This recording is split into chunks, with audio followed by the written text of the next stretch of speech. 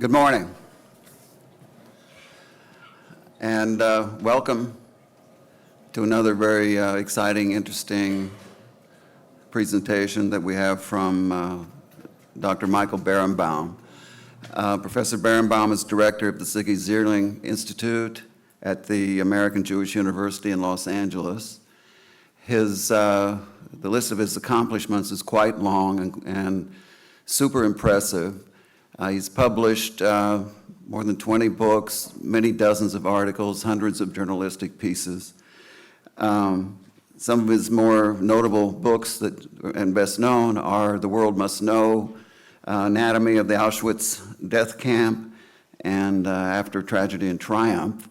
He is co-producer of the Academy Award-winning documentary One Survivor Remembers, which is about Gerda Weissman-Klein, an extraordinary documentary, and she's the author of an extraordinary memoir as well. Next semester I'll be doing a seminar on memoirs, so we'll take a look at Gerda Weissman-Klein.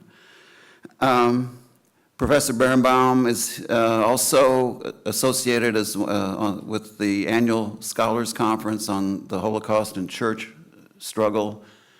We're very pleased to host that conference here in March, and we have become the home of that conference. It's the longest running conference in Holocaust studies. In fact, it's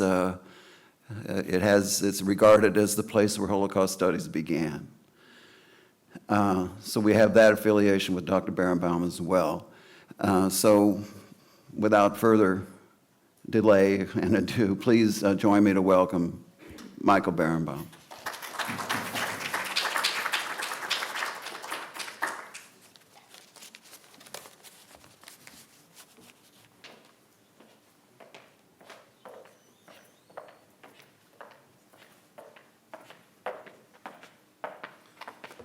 Okay.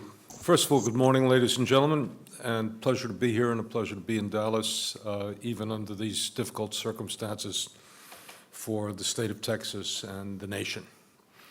Let me begin with a word of Psalms made popular in a song. The psalmist says, by the rivers of Babylon, we sat and we wept as we remembered Jerusalem.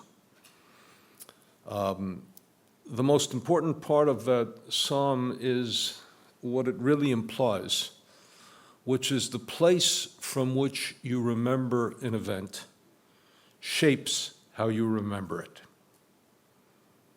The place from which you remember an event shapes how you remember it. So memory, in one sense, is always a dialogue between the past and the present. And in the creation of memorials, place is a double-edged sword. Place is a geographical place, and place is also a temporal place, meaning that the perspective that you have, place, is a perspective from where you are situated and also where you are in the temporal spectrum. Example. When we created the museum in Washington, we were deeply conscious of the fact that the museum in Washington was located adjacent to the National Mall. Adjacent to the National Mall means, in essence, that the museum had to be situated in such a way that it was at the intersection and in dialogue with three aspects of Washington. Monumental Washington, which is a celebration of the triumphs of the American people in all of its statuesque glory. Museum Washington, which is a celebration of human creativity and ingenuity in art and science and music and technology and history in all the elements associated with that. And finally, governmental Washington, which is where the government rules and where we have to see the Holocaust as a manifestation of government. And part of what we did, and our critics even would say successfully, and I'm always mindful of the word from Proverbs, let others praise you and not your own tongue. What we did was to situate ourselves in dialogue with the neighbors around us and the audience that would walk into the museum. The neighbors around us meant that we situated the Holocaust as an act of government, and also not only as an act of government, but as bringing together all of the geniuses of human technology and human creativity, of art, science, and accomplishment and industrialization, and all of that, bringing all of that together, all of that united, but this time not in service of humanity or creativity or human dignity and decency, but in service of perpetuation of the crime. And one of the ways in which we marked space, very importantly, was the fact that the place from which we remembered had to include a dialogue with all those forms of remembrance. So let me give you an artifactual example. We used in Washington as a major artifact the Hollerith machine. The Hollerith machine was a precursor to the computer. It was the IBM card sorter, and when in the ancient time when I went to the university in the last century, we began our registration with these card sorters, and now we carry more power in our pockets than they had in a massive room-like museum. But the most important part of the Hollerith machine was that all governments collect information, and the question becomes, how is your government going to use the information it collects? And another example there is we did not use, for example, we did not consider the role of the Vatican or the churches in the way in which, at another place, at another time, at another location, one would have considered the role of the churches and the Vatican in particular, but that was not the subject that we had in the location that we had. Second element of place is where are we in the time framework in which we remember. And one has to be cautious of that. Let me give you a biblical example that relates to the story that was read in the Bible last week. In the Torah, the weekly cycle of Jewish readings had a reading in which we spoke about the destruction, of Sodom and Gomorrah. And there's an interesting verse which I did not understand until I began to work on the Holocaust. The verse is that Lot and his wife and his 2 daughters flee Sodom and Gomorrah. Lot's wife turns back and she looks as a pillar of salt. She becomes a pillar of salt. And Lot and his 2 daughters go on. They believe they are the last 2 women on earth and he is the last man on the earth. They get him drunk, they seduce him, and they give birth to 2 nations. And the Bible comments without any condemnation whatsoever. Let's examine 2 parts of the story. One part of the story is, what does it mean Lot's wife looks back and turns into a pillar of salt? In one sense, it can be read as when you're fleeing destruction, to look back paralyzes you in your grief. And you have to get on with the difficult, painful, compromised, awesome responsibility of recreating life. And the second part of that story is the recreation of life. Only when we stood at a distance from the event could we look back at the event. And when we looked back at the event, we had a very different context in which to understand the event. And when we were building, for example, in Washington, we were building where the first obligation was, and you see this in the children's memorial. What is the obligation of Daniel? Daniel in the children's story says, remember us. Our obligation was to remember because we stood at a distance, and we're going to talk in a little while about what the obligation now is because we stand at a greater distance. And in that sense, you have to reflect on place in a particular spectrum. Let me give you a couple of other examples of place and then talk about the differences of place in memorials, in other memorials, those that I have not been as directly involved in. Place also, in Washington, we had to take people off the National Mall, move them back what was then 50 years of time, and move them a continent away. And the question becomes, how do you move people off the National Mall, introduce them to a European event that looked as if it was grafted on the American experience? And how do you move them back 50 years in time? And therefore, we decided that we would begin with liberation as seen through the eyes of Americans. We take you into an elevator, and in the elevator, the person says, who's a liberator, says, and this is an original radio broadcast over the lines, we've come across a place, we don't know what it is, people are dying everywhere, people don't do this to people. And then you open up, and all of a sudden you see a picture of what the American soldiers saw at liberation. The reason you begin at the end instead of at the beginning is, again, to transition and to, in one sense, give the American sense of what is this doing in the capital of the United States, in a very different place and a very different way than you would do it elsewhere. Let's take a look at how that differentiates itself, for example, with Yad Vashem. And we had a problem in Washington, which is not a problem that Yad Vashem had, but a problem that Yad Vashem solved in a brilliant architectural move. Any of you who have been to Yad Vashem know that the ending of Yad Vashem is a twofold ending. You walk into a room in which they have the, from floor to ceiling, and deep into the ground they have a water well, but from floor to ceiling they have the list of names and the books of names of those who were lost, which essentially is an attempt to capture for eternity those and give a name and a place, which is essentially Yad Vashem, give a name and a place to those who were nameless and placeless, who were numerical, who were numbers, denied their humanity. And this is an effort not of the Holocaust, but of Yad Vashem over an entire generation to capture the names of those who were lost.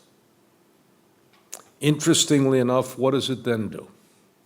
It then walks you out onto a balcony overlooking Jerusalem, and you have two major walls that block your view of industrial Jerusalem and block your view of a working Jerusalem, and give you a view of a pristine forest of magnificent beauty, and a forest created by what?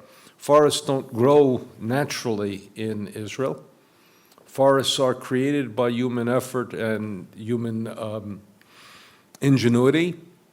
In fact, we were talking yesterday, I offered a course many years ago at the Hebrew University on naturalism, and began to understand that my students had no idea of what the issue of naturalism was, because for them, nature had to be tamed for mere survival, and to create anything that we would call, in the abundance of America, nature, and consequently seeing technology in conflict with nature was not something that they were experienced with emotionally, even if they understood it was something they were experienced with intellectually. So what is the answer? What is the ending of Yad Vashem? The ending of Yad Vashem, in a very interesting way, says essentially, look out, and everything you see outside of Yad Vashem is the answer to what happened inside Yad Vashem, namely the rebuilt, renewed, restored Jewish people in their ancient homeland.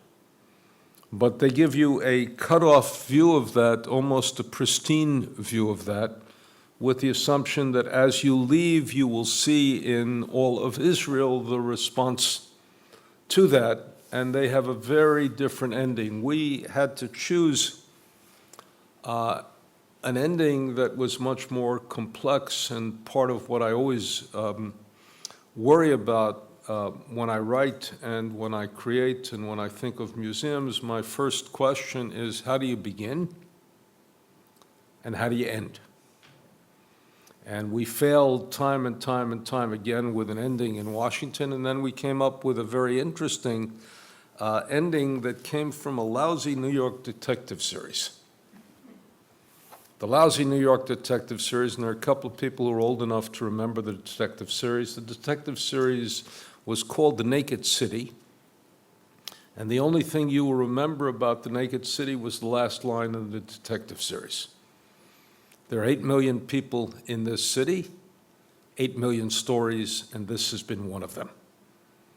So we concluded with the story of survivors, figuring that they are the only people to bridge that world and our world. And we had to take, in one sense, a very important statement of Elie Wiesel's. We had to agree with it and disagree with it at the same time. Wiesel had said time and again, only those who were there will ever know, and those who were there can never tell. If we took Wiesel's entire statement in its entirety, then I have no right to create anything in memorial to the Holocaust, because to create is to betray. But if we took the first part, that there is something that survivors know about being there that we can never know, and we disregard the second part and presume that those who were there can tell, and if not all singularly, then the cumulative impact of the survivor is the cumulative impact of a telling, then we could listen to survivors and see fragments of memory, with the idea that fragment after fragment after fragment presents a whole. And in fact, the two major creations, I went from there, from creating the museum with fragments of testimony to going to the Shoah Foundation to gather the resources we did not know and could not have, which is 52,000 testimonies, which meant that we accumulated a massive record of story after story after story after story. And that, again, was something we were searching for at that point. And we also presented an identification card. And the identification card was one in which you were supposed to learn the story of one person as you went through the event. And eventually we were hoping that you could meet that person or the memory of that person in the learning center outside the museum. Now it's possible. It wasn't possible then because we didn't have it. Place also means, for example, and I just spoke to an international museum conference on this, that you have a different obligation when you are presenting a memorial in a place. I had the rare privilege of creating the memorial and the museum at a place called Belzec, which was a Nazi death camp.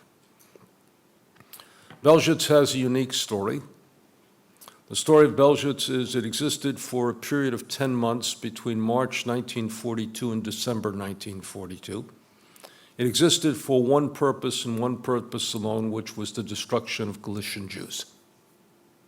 And the destruction of Galician Jews were, and those of you who know Yiddish, the Galicianas, the Galician Jews. The destruction of Galician Jews was accomplished over 10 months. The death camp itself was closed at the end of 10 months with a notion that they could have said, had they said it at that point, mission accomplished. And after that 10-month period, the rest of the time was spent merely destroying the evidence of the crime. If you are remembering in a place, your task and your first task is to tell the story of that place. And Belzec, to give you a notion of the, and you'll forgive the term, from a German perspective of the success of Belzec, 500,000 Jews were killed and there were only 2 known survivors.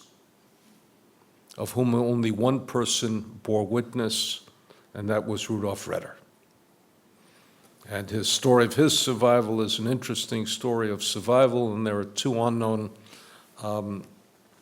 heroines to this story, which is he was taken into town one day precisely because he was a little bit older than the average prisoners, and taken into town to bring supplies in. He got off the truck to begin supplies, and he was accompanied by two SS officers, and two pretty young women started flirting with the SS officers.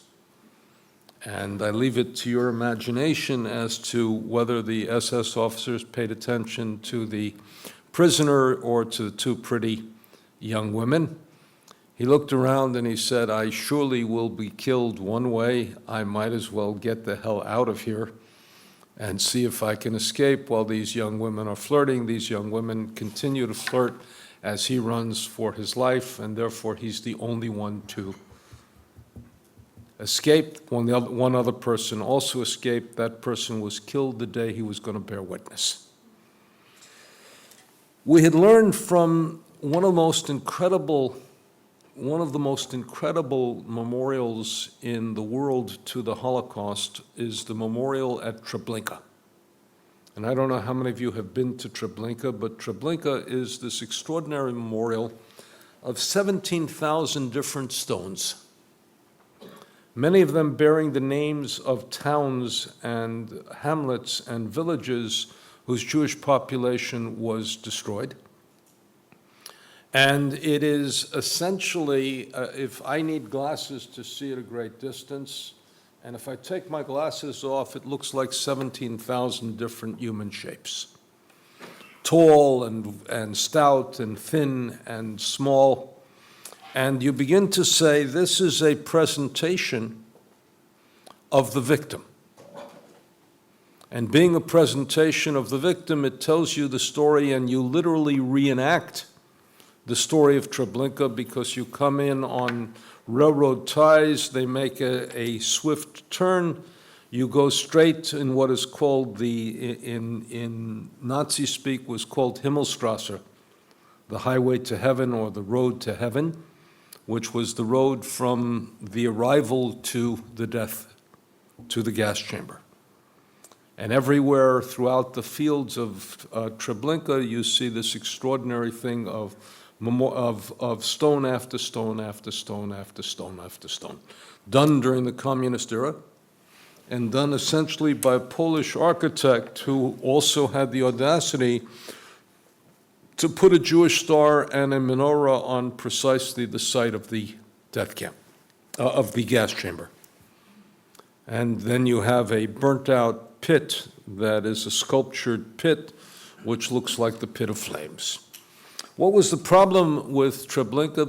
And Treblinka, when I first visited Treblinka, I had the sense, and this was during communist time in Poland, I had the sense that this is where the Jews were. There was only a remnant of a remnant of a remnant of the living Jewish community of Poland, once 3.3 million Jews. And this was where the Jews were. The Jews were laid out, as it were, in Treblinka. And in fact, I had an unusual thing, which is it was a Friday afternoon, and I said what I was going to do was to remain until just about dusk and say the Friday evening prayers there with these Jews, because they should once again be able to hear the songs of Shabbat, because that's where I felt the Jews were, in Treblinka. What was the problem with Treblinka as a memorial is that it didn't tell you, if you didn't know why you arrived in Treblinka, then you didn't know the story of Treblinka. And the memorial doesn't tell you the story, it tells you the story of loss. And it introduces to the memorial an extraordinary thing. It introduces what we call the presence of absence and the absence of presence. The presence of absence means that all of a sudden you feel the Jews who were lost because you're surrounded by them. And everywhere else in Poland you feel the absence of presence, which is you don't see what was once a living Jewish community. Let me give you a comparable example. Imagine if you were to think of New York with 1.4, 1.5 million Jews, take the Jews out of New York and get a sense of what the city was without the Jews, you really feel the presence of absence. And the combination of that and the absence of presence. So when we created Belzec, we decided that what we were going to do was to literally walk through the destruction and present the magnitude of the crime. But we're also going to do two other things. A, we're going to have a museum adjacent to the memorial, which would tell the story of Belzec. And telling the story of Belzec would be the way in which we would inform the people who don't know what Belzec is, and then they could appreciate the memorial. And finally, the architects, brilliant as they were in the meantime, said, but there's no story here about how they arrived in Belzec, even though in Belzec, remarkably, the railroad tracks come to within 50 feet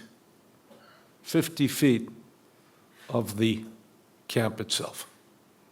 And therefore you see, in that real sense, you see the combination of railroad, and last night I spoke about the fact that the railroad made trains made the Jews mobile and arrived at killing centers. So they presented a memorial to the railroad train, and they had the wonderful poem of Dan Pagas, written in pencil in a sealed rail car. And it's the story of, here I am, Eve, if you see my brother Abel, tell him that and it drops off. And in a very real sense, it presents the abruptness, the magnitude of it. In Belzec, we did something that became quite remarkable, which is that we took the idea of path to the death, to the gas chamber, and we built two walls that got steeper and steeper and steeper. Consider, for example, the Vietnam Memorial. And you know the Vietnam Memorial, because it has the inscription of names, works so terribly powerfully. But you're protected in the Vietnam Memorial from the totality of and the Vietnam Memorial, again, begins short and gets larger and larger. And as we get into the quagmire of Vietnam, it becomes higher and higher. And gradually you cannot see over it and you can't see it. But because it's one way, you're safe as you go through the Vietnam Memorial, because you can see the safety of the rest of Washington. We took you down, and the walls get steeper and steeper and steeper and higher and higher and higher. And gradually, and the walls are undulating walls. They're undulating walls that become overwhelming. And then you come to the end and you say, see a verse from Job, Eretz al tchasiyat damam v'lo yeh makom lizakatam. Earth do not cover their cries, and cover their voices, and let there be no place for their outcry. And essentially the walls become undulating because the walls drip. And we also had a piece of, and sometimes when you're smart, you're much better off being lucky. And that is, we use steel rusted colored letters to write, and when we did the steel rusted colored letters to write, over time they began to drip and to rust. And everybody believes that that is blood coming forth from the letters. Would that we had been so smart. It is rust that is coming forth from the letters, and the most intriguing part of the rust coming forth from the letters is that it works. So it will rust for about the next 100 years, and then we'll have to replace them. But I suspect that I will leave that to one of my successors or my successor's successor. That'll be somebody else's problem. And if you create and they have to replace it at the end of 100 years, it's not too bad a creation. So Belzec presents the magnitude of the crime. And the magnitude of the crime is this incredible loss. And then we have fields that are made, as it were, of lava, as if to say the opposite of Hanukkah. What is the dreidel of Hanukkah? Nes Gadol Haya Sham, a great miracle happened there. And if you walk on Belzec, you can capture in 1 second a great, awful, terrible thing happened here.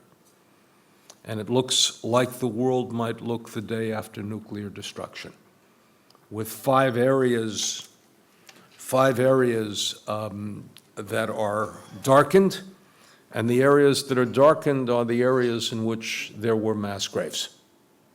Nobody can walk on this. And then you do one other thing, which is that you have, as you go down this steep path and you come to the bottom, you walk up, and when you walk up, you see stair after stair after stair, and we're able to present every transport that arrived, the village it arrived from, and the month in which it arrived. And if you look, you can see the small number of arrivals in March, the small number of arrivals in April, very, very few in May, and then all of a sudden, because in May they rebuilt the killing apparatus, the gas chambers, and then all of a sudden in June, July, August, September, October, an avalanche of destruction. And you can begin to absorb, by just looking at the stair elements, you can begin to absorb all of the elements that are associated with the destruction. Again, place determines what you're doing, and place also becomes a question of now, what do we do? Let me take you through two more projects that I've done, and then talk about the issue for Dallas in particular and for our time. I'm doing a project now in Macedonia. Macedonia has a very fascinating story, different than anybody else. The Macedonian story is Macedonia was under Bulgarian occupation. And the Bulgarians deported the Jews of Thrace in Macedonia and killed them. And Macedonia's death rate was 98%. Only 165 Jews survived from Macedonia. They were the following. They were doctors and pharmacists, because they would have destroyed the entire medical system of Macedonia with their loss, and foreign nationals, most particularly those who kept on to their Spanish passports, even though they were Spanish. They were expelled from Spain in 1492. There were a handful of people who never gave up their Spanish passports, their Spanish citizenship, and the like. They ended up being saved. What makes the Bulgarian occupation unique, though, is that Bulgaria later saved its own Jewish community. Having killed the Jews of Thrace and Macedonia, they then went on to have a civil rebellion, not an armed rebellion, but a civil outcry which said, we can't kill citizens of our own country. Parliamentarians said you can't do it. Church leaders said you can't do it. Lawyers said you can't do it. Writers said you can't do it. Artists said you can't do it.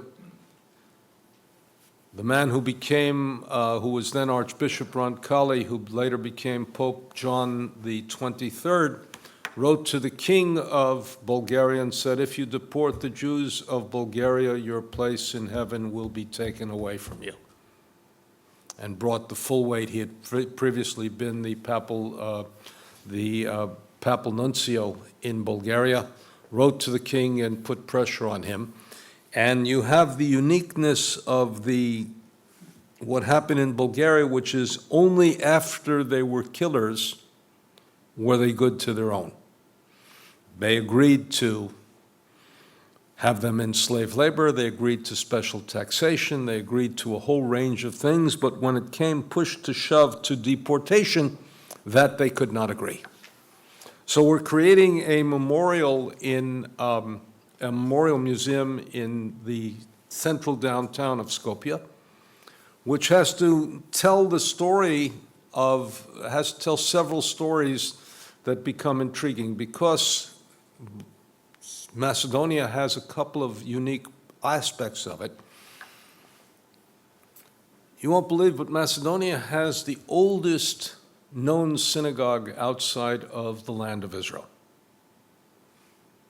Macedonian Jewry precedes the birth of Jesus, and some of the people who were in Macedonia include Saul of Tarsus, St. Paul. The most famous single Jew in Macedonia is ironically a man that every Jewish student of Messianism understands, is Nathan of Gaza. Nathan of Gaza was John the Baptist to Shabtai Tzvi, who was the mid-17th century, 1666 messianic figure who had transformed life and who was given the ultimate choice between martyrdom or conversion, chose to convert, and that's the moment at which his messianic movement lost its power. There are some who say that Hasidism tapped into precisely the same yearning in the Jewish community, and the most famous person buried in Skopje was Nathan of Gaza, who was his John the Baptist. So we tell the story of the ancient synagogue, we tell the story of Spanish Jewish life, because Macedonia was part of, Macedonian Jewry traces itself to the Spanish Inquisition. We also have two lucky opportunities because of the unique history. We're able to tell Talmudic history by telling a little bit about the legends of Alexander Mokdan. And this is very fascinating in terms of the history. Alexander the Great was the one conqueror of Jerusalem who came in friendship and who did not insist that the Jews accept the God of Greece. Alexander is still a controversial figure. The Greeks can't claim him as their own. We all know Philip of Macedon, so the Macedonians claim Alexander as their own. And in fact, the Greeks object to the fact that Macedonia calls itself Macedonia, and they insist on referring to it as the former Yugoslavian province of Macedonia. The Talmud refers to Alexander the Great as Alexander Mokdan, as Alexander of Macedonia, which brings enormous pride to the Macedonians. And you have all the legends of Alexander, none of which happened, but all of this, them creating the sense of Alexander, this one conqueror of Jerusalem who came in friendship. We have a second incredible artifact, which is the most famous Jewish artifact of the entire Balkans, which is the Sarajevo Haggadah. Sarajevo Haggadah is an illuminated manuscript that was created in the 14th century that survived the Spanish Inquisition, came from Spain to Italy, came from Italy to the Balkans, and then also survived World War I, survived the Holocaust where it was saved by a Muslim, and survived the siege of Sarajevo where again it was saved by a Muslim, who put it, because he had known the legend of the saving during the Holocaust, put it under the crib of his son's mattress and stored it there, because that's the way it was stored in World War II. It was under the mattress of a child of somebody who was involved in the museum, who took this artifact out knowing that Nazis would have gotten it. That enables us, ironically, to tell the story, because this is a museum that has to tell the story of the Jewish people, not only the Holocaust. It enables us to tell the story of Passover, and also, because of Alexander Mokdan, to tell the story of the Haggadah, of the Talmud. And consequently, we get in at least two parts, two very important parts: the synagogue, the Talmud, and the Haggadah, as part of the story, because this is probably going to be the only contact that the Macedonian people and the Balkan people have with something this deeply or this expressive Jewishness. We then tell the story of the Bulgarian occupation, and ironically, what we have to do is to put the Bulgarian occupation in context by telling the side story of what was happening in the Nazi world and what Germany was doing, but that's a sideshow compared to the central show, which is the deportation, the gathering of Jews, and it starts with a very interesting thing, which is that Macedonia refused to give when the Bulgarians conquered Macedonia, they gave Macedonians, except Jews, citizenship. The Jews were non-citizens. They taxed them a special tax, which took 20% of their total assets. And then they decided that they were going to deport all non-citizens, which was another way of saying Jews. So they took them out of Stip, out of Bitola, and out of Skopje. They marched them to a tobacco factory, and then they confined them in a tobacco factory, which became the ghetto for 3 weeks, deported 7,135 Jews to Treblinka, none of whom returned. Now, that also means that we have to tell the story of Treblinka, but we can't use anybody from Macedonia for Treblinka because nobody returned. It also means in the aftermath, the Jews of Macedonia had no idea what happened to their people because Treblinka, which had 900,000 casualties and less than 100 Jews who came out, had very few people to tell the story of what had happened there.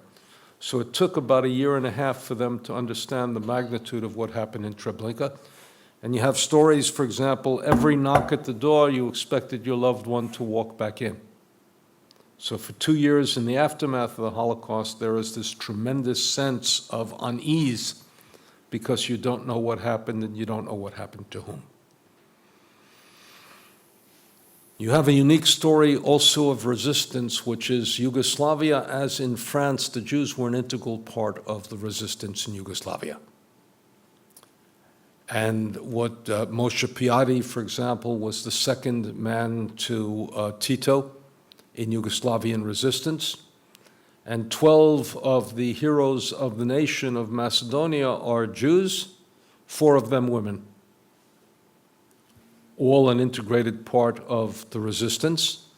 And the hiding that took place in Macedonia is an interesting hiding because the hiding that took place in Macedonia was a hiding done by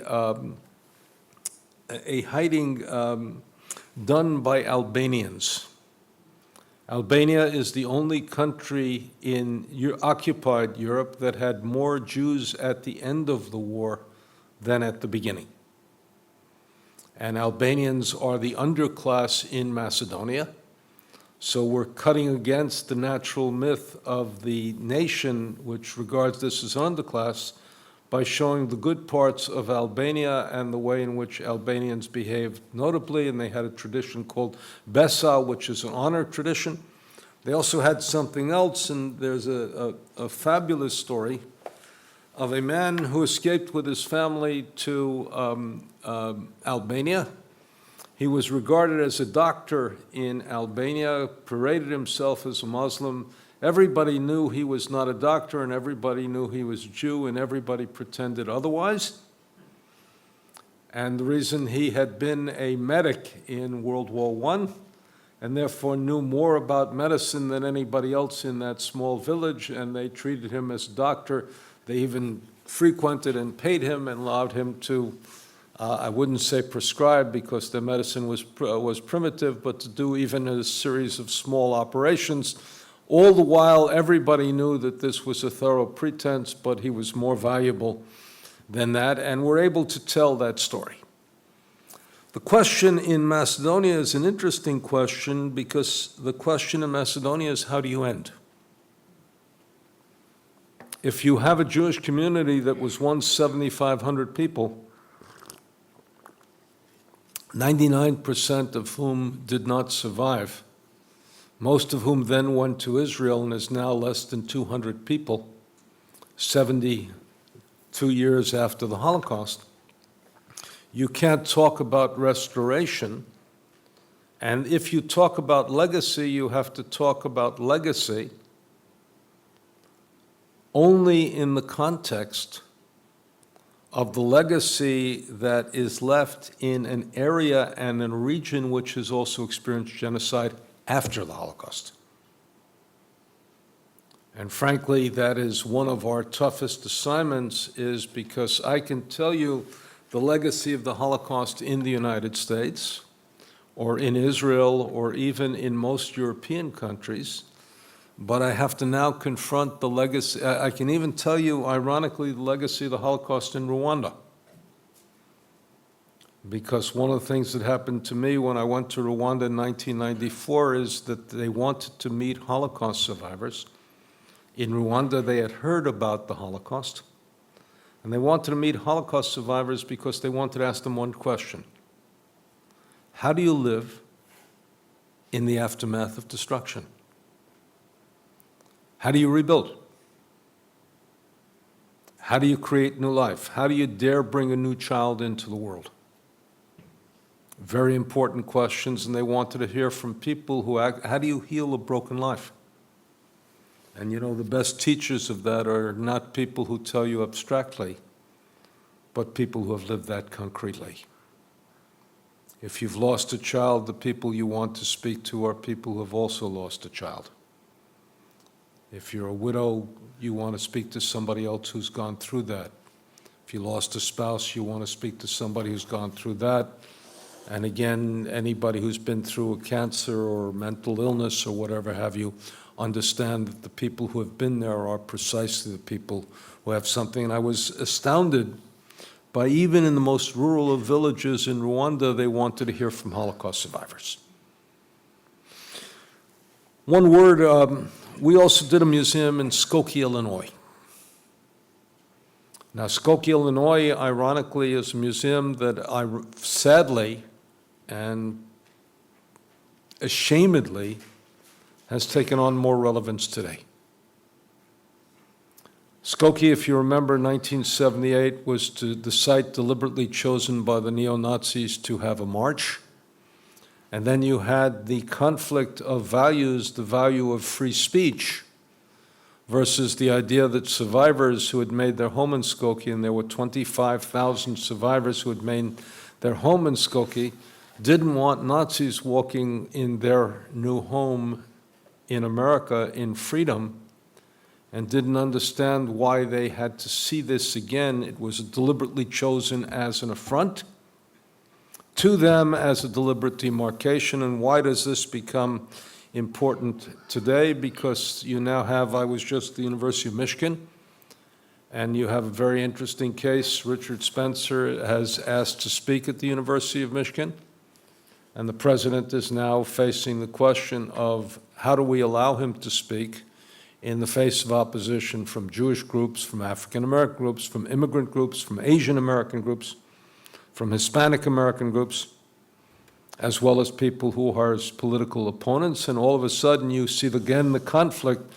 between free speech and the expression of hatred in places that are specifically working at the combination of freedom and integration. And consequently in Skokie, we deliberately have to focus on the Skokie March and on what that did in terms of survivor empowerment.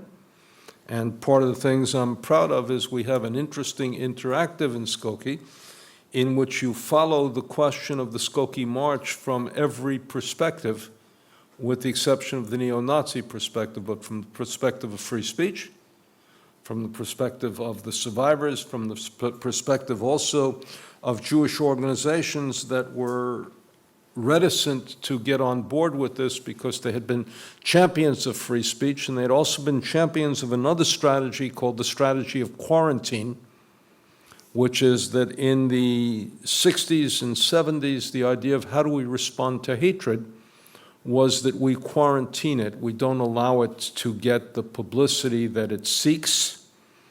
And consequently, they were saying, don't pay attention to it, don't call attention to it, don't act on it.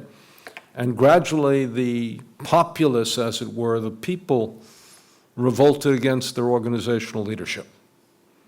And the consequences, including the perspective of the ACLU, which had a perspective of deep integrity, and lost 70% of its support in Chicago, but continued to adhere to its thing. And we present the dilemma, and part of what you can do in a museum, interestingly enough, is the question of you can present controversy without, in and of itself, yourself becoming controversial. And the way to do that is to make sure that all sides are represented, and represented fairly and accurately, and that you can see an exploration of the issue. A couple of words about Dallas, and then we'll allow questions and dialogue, and it's a small enough audience, we should have some time for it. In Dallas, we are now at a transitional moment, which is the moment that we've all been considering and dreading. We are the last to live in the presence of survivors. 5 years, 10 years from today, they will no longer be here. Consequently, we have to begin to prepare for the post-survivor generation. And we are moving from when it is living history to historical memory. We have enormous resources. We have all the testimonies of survivors, all the legacies of survivors, many of the artifacts of survivors. Not all, because a lot of them have still kept stuff at home. And one of the dangers, of course, is that they keep it at home and their kids don't know what they have and what its value is, and even the language in which it occurs. Let me tell you one interesting example from Chicago. We had a woman who said, where is the best place to find survivors now? In assisted living and old age homes. And she went from old age home and assisted living facilities to assisted living facilities and interviewed those who were survivors there. And one woman said, I have something that you might be interested in. Her father had been in Theresienstadt, and her father had taken out drawings that were two-sided. On one side, you had the drawings that they were mandated to draw of beautiful life in Theresienstadt. And on the other side, he put on the framed side, remember, you frame a picture. If you frame a picture, you have a side that nobody ever sees. And the other side, he painted the exact history or the exact painting of what was really happening. So you have a two-dimensional picture of authorized painting and unauthorized painting, an act of resistance, as it were, what we call polemical resistance, using the tools of an artist to present the truth. We were able to display that, ironically, on a Lazy Susan. Because what's the character of a Lazy Susan? You turn it around. This woman had 21 of those that her father had taken off the walls of Theresienstadt, which he had kept, and which she had kept under her bed as one of her last possessions, never knowing what to do with it. And all of a sudden, what? She now had somebody came and asked her for it, and if somebody hadn't had the brilliant idea, where do you go, where are these people located now? If somebody hadn't had the brilliant idea, who knows what would have happened to this stuff? And certainly what would have been lost was the story. So we're building in Dallas at a transition. We're also building in Dallas at a moment where people are asking the question, what is the importance of the Holocaust in a world in which genocide has occurred again and again and again? And I want to address something that's very important just in a couple of seconds by saying that we had a conversation last night at dinner, and the question becomes, if you present other genocides, are you equating any genocide with the Holocaust? And what we have always followed in all of my work, I've always followed the idea that the Holocaust is unique and distinct and cannot be equated with any other historical event, but that does not mean that you cannot understand dimensions that the Holocaust shares in common with other genocidal events and with other non-genocidal events as well. And that is that the only way you understand comparison is when you compare and contrast. And in fact, in Washington, we were almost destroyed by this as the question became, how do we include all the victims of Nazism without diluting the singularity of the Jewish experience? And one of the, and Wiesel put it in language, but it didn't work in exhibitions. He said, while not all victims were Jews, all Jews were victims. But we didn't know how to exhibit that. So we came to a different way of exhibiting it. We came to say that, in essence, the only way you can approach the singularity of the Holocaust, the uniqueness of the Holocaust, is understanding the differences between the fate of all of other Nazi victims and the fate of the Jews. Example, Jehovah's Witnesses were the only voluntary victims of the Holocaust.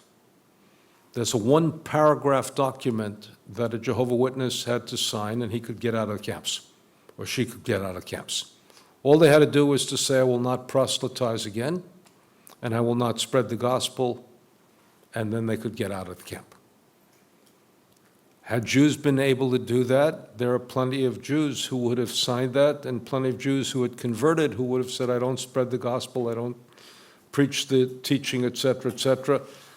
So Jews were victims, Jehovah's Witnesses were martyrs.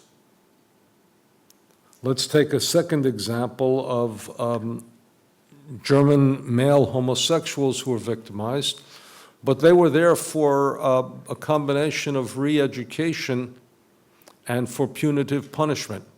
If they could perform for a woman, if they could be aroused by naked pictures, they could leave the camps. And consequently, their fate was very different. There was no final solution to the gypsy problem. There was plenty of killing of gypsies, but the idea that the elimination of gypsies everywhere was not a priority of the German state. When it became the priority of the German state to kill all the Jews. And again, we spoke last night of the killing of the mentally retarded, the physically infirm, the emotionally distraught. And there was public protest to that, no public protest with regard to the murder of the Jews. So only by beginning to understand the differences in and the other thing, for example, the Poles who were victimized, the attempt was to destroy their intelligentsia, but to keep them as a subservient people. And again, as we spoke with slavery, Jews had no value. The Polish laborers, the Soviet POWs, had value because they were useful for labor. And the Jews, even if they had value, were more valuable to the state as dead than they were as living. So in Dallas, we're asked to face a unique question, which is how do we speak of multiple genocides? And how do we understand the way in which we speak of genocide in such a way that reflects back on the Holocaust? And part of what we decided to do on that is something very interesting, which is we present what Greg Stanton had developed as the 10 stages of genocide. And we see them exemplified in one or another of genocides that have happened both before the Holocaust and after the Holocaust. So denial becomes the Armenian genocide.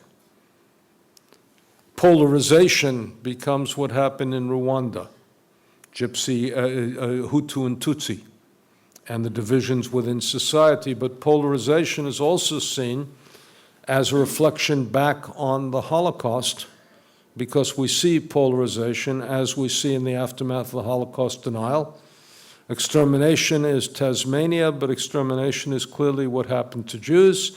Classification becomes what happened in, symbolization becomes, for example, what happened in Cambodia, where anybody wearing glasses, anybody reading books, anybody speaking a foreign language, or anybody with a certain type of, marked with a certain type of kerchief was slated for death, but what did Jews have? Jews had double markings.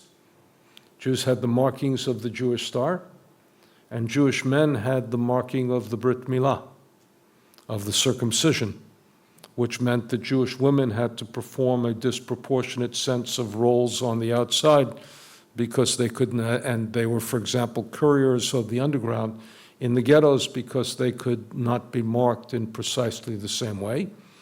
It also meant, interestingly enough, as you began to deal with Jewish women, that Jewish women had one other thing that was interesting.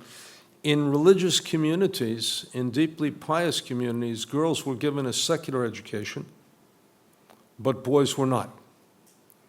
So religious girls spoke the native languages without an accent, while their brothers spoke the native language with a Yiddish accent, if at all. Consequently, it was easier for pious girls to survive than for pious boys, because they could pass in a way that pious boys could not pass, and you had a disproportionate nature of survival there. So in Dallas, we're going to present genocide in that way. We're also going to present the aftermath of the Holocaust by presenting the international military tribunals and the series of trials that have been done subsequently with regard to the Holocaust, which become a contribution to the way in which, how do we rebuild in the aftermath of destruction? And finally, we're also going to present the aspirational document approved one day after the Convention Against Genocide, which is the Universal Declaration of Human Rights, which had no legal force but was an aspirational document which gets us and allows us to speak about human rights. And there's a very interesting juxtaposition. The higher the consciousness of the Holocaust, the greater the discussion and the concern with the notion of international human rights and human dignity. And there's a correlation that goes, and you can see how it evolves, how it changes, and the like. We're also going to try something which has not been tried very often, which is to end with a call of action. And the end of the call of action is because people want to say, in essence, this story has implications, and if you have seen this, we expect you, we want you, we almost morally, the survivors will say, we morally insist that you behave differently in the future. And we're going to have something which is a call to action that we're working on and refining at this moment, with the question that everybody's asking the question, why should we concern ourselves with an event that happened 70 years ago to people on the other side of the world? And the answer to that is because it makes a moral claim on you and me. And that moral claim has to be acted upon. Last point is that the sadness the sadness of the Holocaust is its enduring relevance. If you ask me what would have been the perfect ending to a museum, perfect ending for me for a museum is we would say this is how 20th century people behaved. We couldn't imagine it happened in the 21st century. But the sad thing is that's not the world in which you and I live in. And I dream, and I doubt if I will live to see it, I dream that someday speaking about the Holocaust will become thoroughly and completely irrelevant. But that's not our world, and I say that with shame. Let's take questions. Thank you very much.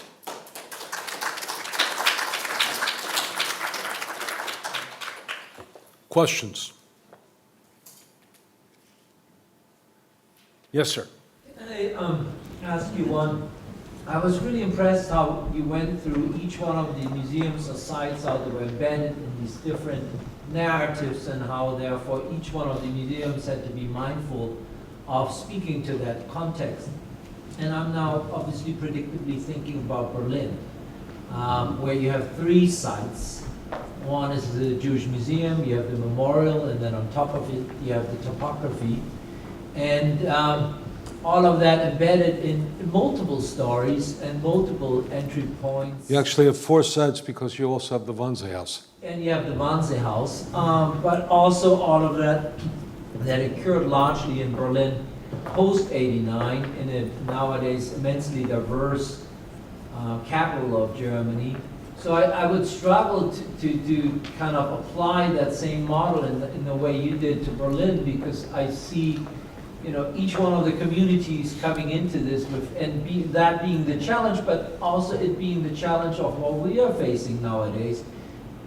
Our university is an immensely diverse university. It would be difficult for me to reduce the kind of respective narratives to particular entry points, because each one of my students comes to it in a different way. So I take Berlin a little bit as an example. It poses an interesting question. Let me speak. I'm happy you asked about Berlin, because I was peripherally involved in the debate over the memorial in Berlin.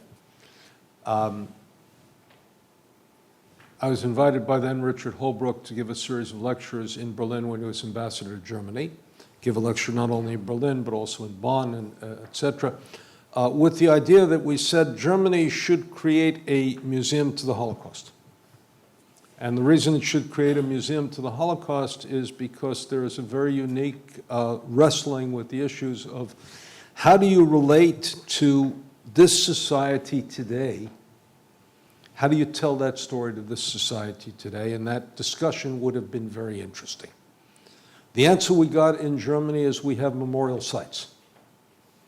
Our response to that is, you see, memorial sites tell the story of that site. And some of the memorial sites in Germany, especially in East Germany, were telling multiple stories, and even after '89, they then told the story of communism and the problem associated with that, and they were hodgepodges, and I could give a PhD in how not to create a memorial by what was created in the various iterations of the memorial sites in Germany, and some of them have dramatically improved subsequently. Bergen-Belsen is one example.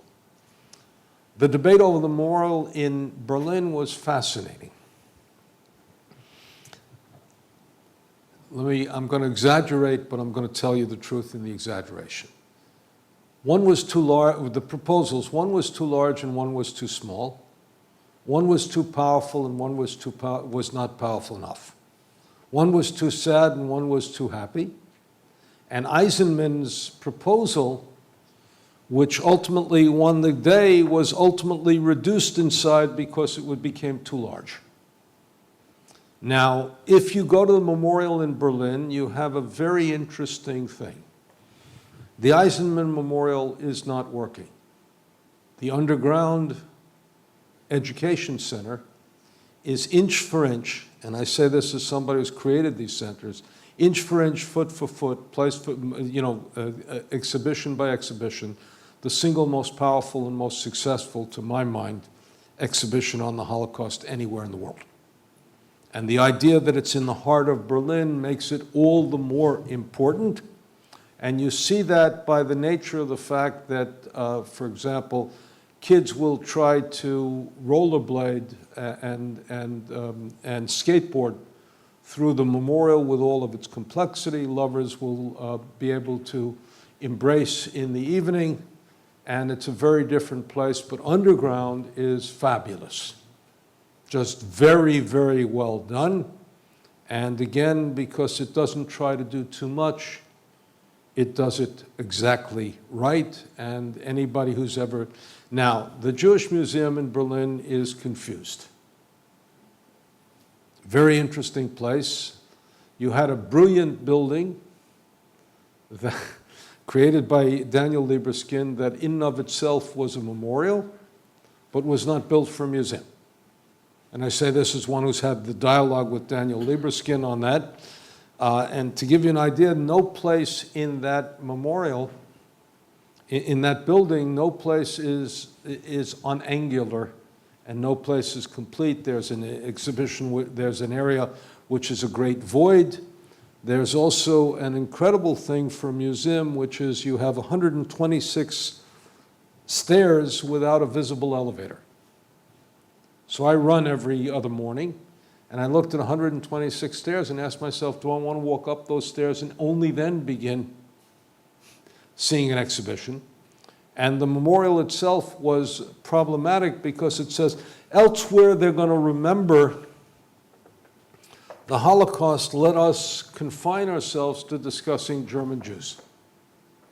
And then they gradually also had to develop an interesting thing which got a bad connotation, but it's an interesting exhibition because it's called German Jews in a Box, which is the multiple and confused identity of German Jews living in Germany today. But part of what it avoids telling is the Holocaust, and it therefore tells around it. Typography of terror is now dramatically improved, and it's very instructive because what it is doing is to tell the story of what it was like to live under a totalitarian regime that had cruelty to its own population. And its danger, in one sense, is that its danger is that it portrays the Germans as the victims of Nazism without also portraying them at the same time with the Germans as the authors of Nazism. Now, I think that it is a very important, and the reason I say this is I want you to appreciate the balance that you have to achieve. How do you show that you are victimized by that which you yourself were participatory in creation? How do you tell that to a generation now? And to the enormous credit of that German generation, to a generation like yours and like your children's who would say, that's not us. We're not there. Germany, and I'll give you a non sequitur, but something. I just had I had two intellectual dialogues in two different occasions. There was a conflict in 1953 or 52 between David Ben-Gurion and Menachem Begin. Ben-Gurion was reestablishing relations with Germany, and Begin accused him of absolution for the crimes and attacked him viciously and almost brought down the government, but brought violence and the like. And in two cases, one was in a biography of Menachem Begin, and one was in an interesting piece about the responsibility of the Prime Minister of Israel to argue on behalf of the Jewish people or to argue on behalf of his government and his state alone, which had something to do with the relationship of Israel to Donald Trump post Charlottesville. But I don't want to go into that. I want to go into the issue. Both of them raised the question of Begin versus Ben-Gurion, and in both cases I said it was the most sloppiest argument I've ever seen, because the question becomes, since 1952, who's right? Germany has not been absolved of its crimes. In fact, Germany has now admitted its crimes, and not only that, but established itself in opposition to those crimes.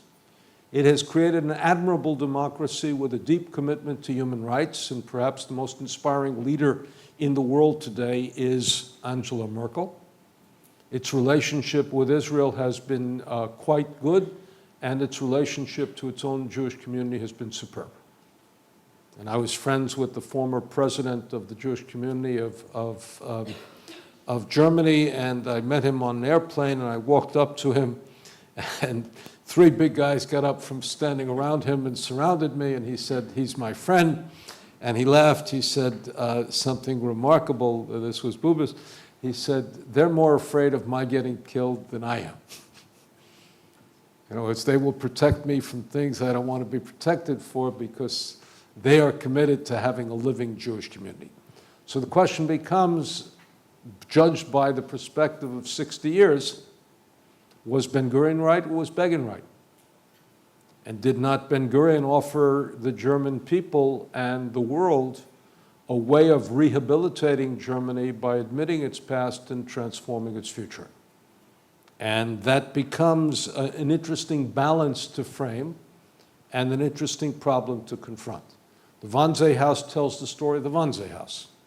And it's an interesting thing if it were a book. It's less interesting if it's a museum. And I say that with due respect to them, and we worked on creating the Wannsee story in a fabulous film called Conspiracy. And I say that because the people who made the great contribution were not me, but were people like Loring Mandel, who wrote a brilliant script for it. And if you ever want to see the Wannsee conference, take a look at the film called Conspiracy, which presents all the tension of the Wannsee conference and all of it.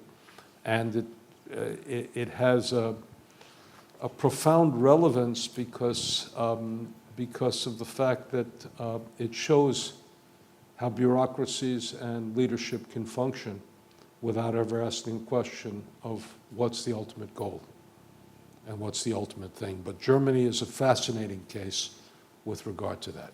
Other questions? Yes, ma'am. I wonder what your comment is about the non-monuments, the movement that was in the 1990s, and how, whether sort of the idea was to return the burden of memory to the visitors. And how does that process, how do you see that in the future in terms of affecting? Well, I like these stones that have been done in various places throughout Germany.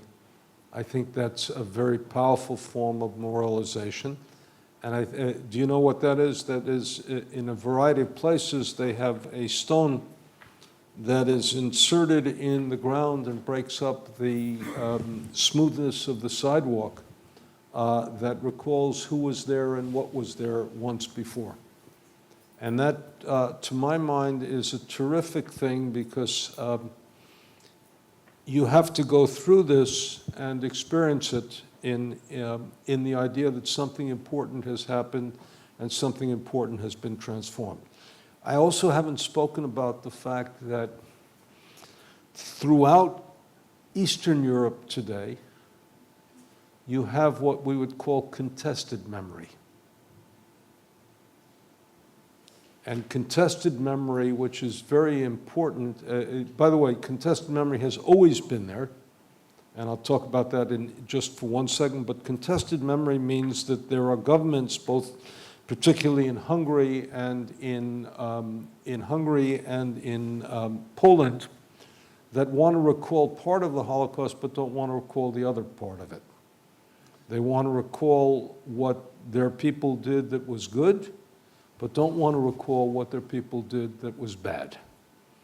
They want to speak about rescue, but not about collaboration. They want to blame, for example, in Hungary, they want to blame it on others, not on themselves. And in Poland, they have really attacked scholarship that has presented the Polish situation in all of its variety. And in Hungary, they're trying to rewrite the museum. And the Jewish community has stood in opposition to rewriting the museum. And by the way, if that doesn't sound a little bit familiar to the American debate today about what we do with Confederate statues, which is also, again, what do you do with Confederate statues? With all that that represents, and that's being contested. It's being contested openly. It's also being contested in an election in Virginia, where that's one of the accusations and one of the questions. You also have General Kelly speaking about Robert E. Lee and his honor and decency, and all of that means you have contested memory. The best example of contested memory in Poland was an interesting example in which the Poles regard Auschwitz as a site of Polish martyrdom. The Jews regard Auschwitz as the largest Jewish cemetery in the world, and both of them are correct. Because we call Auschwitz Auschwitz and we don't differentiate between Auschwitz I and Auschwitz II, between Auschwitz and Birkenau. Birkenau is the largest Jewish cemetery in the world and probably also the largest Gypsy cemetery in the world, Roman Sinti. But Auschwitz I is certainly a site of Polish martyrdom. And when Jews protested the cross at Auschwitz, they saw Auschwitz as Auschwitz II, not as Auschwitz I. And you couldn't win the argument by saying Auschwitz I really is a site of Polish martyrdom. And the Poles have every legitimacy to put a cross there, but not at Auschwitz II. And I know because when I was approached in a historical context to comment on that, nobody could hear me. And the Jewish community didn't want to hear of it, and therefore you heard it because that's what we call the ultimate of contested memory. Both are right. I mean, I have that every night with my wife. When we fight, she recalls the argument one way, I recall it the argument the other way, and I can say here because she's not here, I'm usually right, but she wouldn't agree with that. She's usually right, and usually we resolve that by agreeing to disagree and saying that despite that, we love each other and let's go on. But we all have contested, we all have, in that sense, contested memory, but the contested memory is a serious issue today. Look at it in America. And look at it in America that we are now, what? We're now 150 years, 150 years from the Civil War, 152 years from the Civil War, and we're contesting this memory all over the place. And we're contesting it in the stupidest language imaginable. But, you know, failure of compromise or a question of values and slavery and all of that. A woman last night says, and what about slavery in a world in which we have 20 million people enslaved today? Your question. So, just to carry that theme a little bit, I mean, you have explained about the importance of the storytelling to put the context in. Doesn't that apply very much to the issues today? It's the same challenge. Well, you got my point. I'm not going to disagree with you. I'm not going to disagree with you. In other words, look, I believe that let me say a couple of words about storytelling. Number one, storytelling is profoundly Jewish. The first comment on the first verse in the Torah by Rashi, the most important commentator on the Bible, is that if the Torah was a book of laws, it would have started in the 12th chapter of Exodus. Why does it start back at creation? Because it's a storytelling book. In one sense, you could say the difference between Jewish theology and abstract philosophy is one might come to the conclusion is in unity there is strength. And a Jew would tell you the story about two dogs that killed a lion. And let you come to the abstract conclusion. By the way, storytelling is profoundly Christian. What are the Gospels? Gospels are not doctrine. They're narratives of the life of Jesus. They're stories. And why do we retell these stories? Because stories are the most profound way that we have in communication. And you have to illustrate it and make it vivid in the most human way possible. That means that in my teaching, I have always said that along with history, I also use narrative, because narrative makes the history come alive.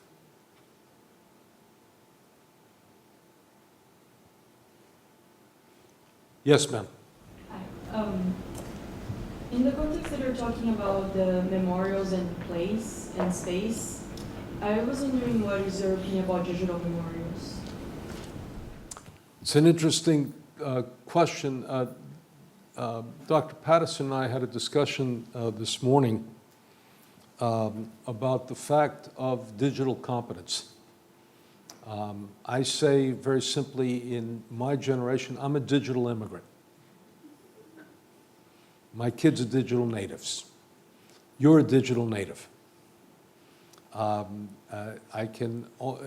tell you a story about what that means in one sense, and I use digital stuff all the time. Digital gives me an empowerment that I could have never imagined. But you'll get a kick out of this. I had a graduate student, and I have developed a bad reputation. Bad reputation is I get students who can't finish their dissertation through their dissertation. And that means that my colleagues give me all sorts of problematic students, and I end up working with them, et cetera. I had a student who was absolutely brilliant, but couldn't keep himself focused because his mind just wandered in all sorts of ways. Hands in his dissertation, and the last chapter of his dissertation tells me all the things he didn't do in research. So I call him to my home. He's over 21, and therefore I can serve him a drink. I said, before we have this meeting, you need a stiff drink. He says, I don't drink. I said, that's all the more reason why you should drink. And I say, congratulations, your last chapter is absolutely convincing. Come back in 5 years when you've done all that research and hand in your dissertation. But you can't tell me in the last chapter what you didn't do when your claim as a dissertation is you made an original contribution to scholarship. Tell me what you did do and defend it. And I gave him an extensive note. Came back a month and a half later with his dissertation done. I read it, it's all that I wanted him to do. And as I read it, I get angrier and angrier.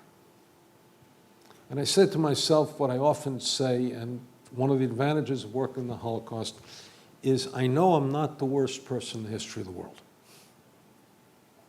I mean, I work with one of the worst people in the history of the world. I know I'm not the worst person in the history of the world. I said, why am I angry that he did everything I wanted to do?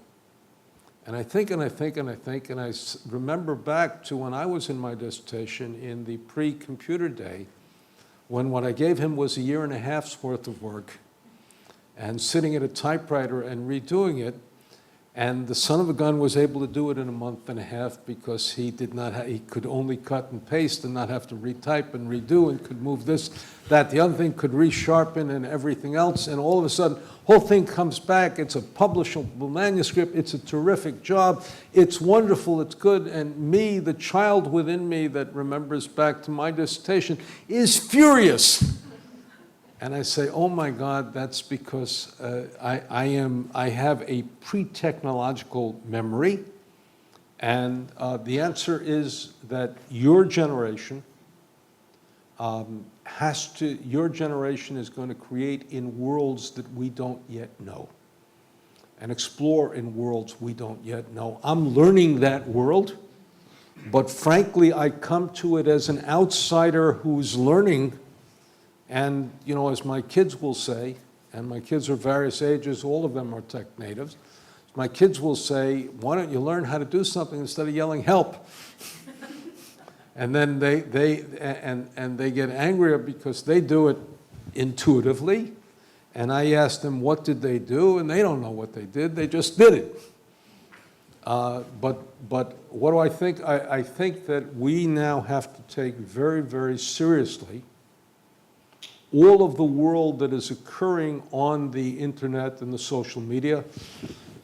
Professor Patterson and I were also discussing this morning.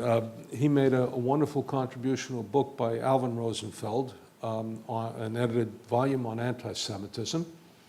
And I said that I gave it a harsh review because I gave it a harsh review, and I like Alvin. He's a very distinguished colleague and probably one of the 2 greatest literary analysts of the Holocaust in the world today. And why did I give it a harsh review? Because it lacked a chapter on anti-Semitism in social networking and the internet. And I said, you can't talk about anti-Semitism in the 21st century without talking about that. Therefore, you have a legitimate critique of me. I'm operating in an old medium, trying to give it a new dimension. And you and your colleagues will operate, and your peers will operate in a new medium, which is on the social networks. And we've done some of that. I mean, I've been involved, for example, in creating a whole range of apps with regard to the Holocaust, and there's also going to be an interesting creation of apps with regard to the Holocaust by being able to go through different places and getting literally on that place on your phone what happens in that place in the Holocaust. My fear in museums, though, and this is why we're hesitant to create, is I want you to see widely. I want you to get atmosphere. I want you to get height. I want you to get depth. In certain places in Washington, we even want you to get smell. If you go through Majdanek and you go through 500,000 pairs of shoes, go through the United States Holocaust Memorial Museum, you see 5,000 pairs of shoes. The smell itself works. Your world can be confined to this. Our world can be confined to this, and therefore I want people, I'm hesitant to interact with this in a museum, not because it's not a useful tool, but because I'm afraid that it's the only thing you're going to have in a museum. I give an example.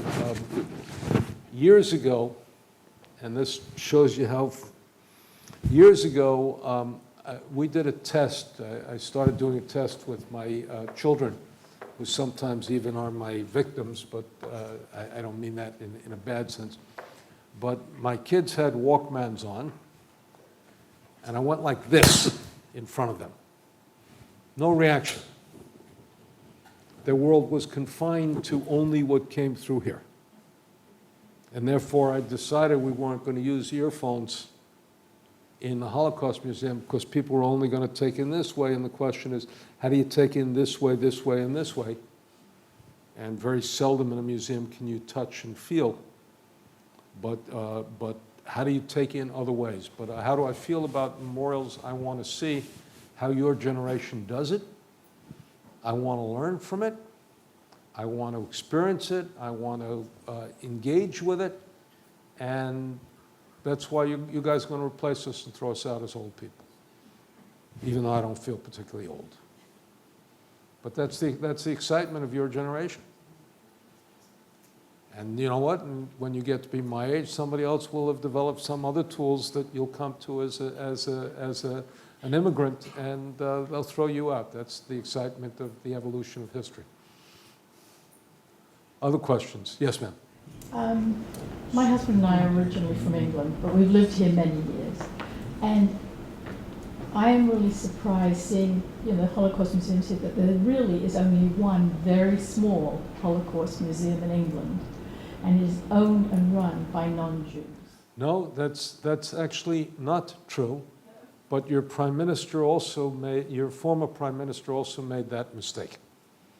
And that is that there is a section, an entire floor of the Imperial War Museum, now undergoing renovation, that is dedicated to the Holocaust. That's a very well done job. But what's interesting in England is that David Cameron, remember him way back, David Cameron, before Brexit? David Cameron essentially said, we want to create a Holocaust memorial in right opposite Parliament, right near Parliament, and we want to create something that is the equivalent of the Berlin, the German memorial in Berlin, because he went to the German memorial in Berlin and he said, why don't we have something like this in Britain? He has commissioned an architect, and there's competition. They just announced the winners last week, and it was going to be Cameron who was going to raise the money for it. And the question becomes, what do you say in England about this? And the most intriguing thing is that Cameron did not know that there was a Holocaust museum and the Imperial War Museum, and had no idea of it, and had no idea of the various educational activities throughout the United Kingdom, throughout England, about the Holocaust. And boy, did he find out fairly quickly. Where is the other Holocaust museum? In the other Holocaust museum is done by the Smith brothers, Stephen Smith, who now heads the who now heads the Shoah Foundation in Los Angeles, and his brother, two non-Jews who have dedicated their life, and they've created incredible stuff. But England is also probably going to have a memorial, and I've partially advised on that, but they haven't taken my advice. They've, but they've sought it again and again and again, and we'll see what comes out of that. Other questions? Okay, thank you very much. Thank you.